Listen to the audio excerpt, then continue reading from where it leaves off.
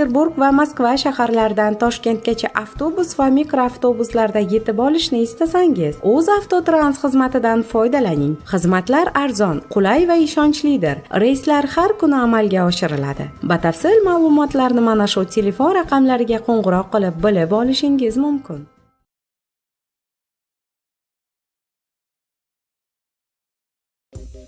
Filippinda yashovchi Antonio Riloy ixtiyoz deb nomlangan teri xastaligining dahshatli turiga yo'liqqan.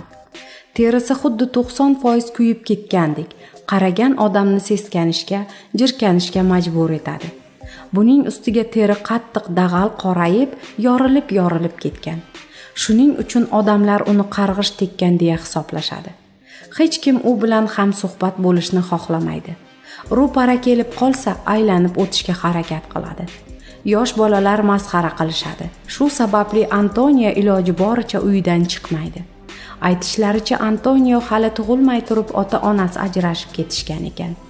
Otasi uni ko'rmagan.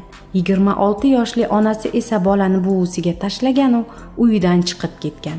Shunday qilib Antonioni hanuz buvisi tarbiya qiladi. Bu o'zimning bolamdek aziz deydi buvisi.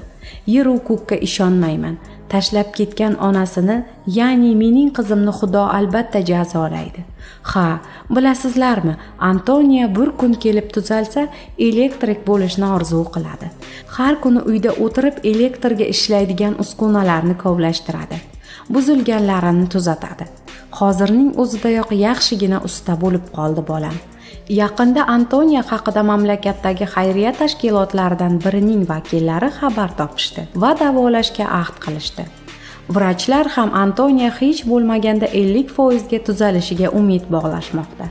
Ajabmas, dardni bergan Xudo davosini ham berib qolar.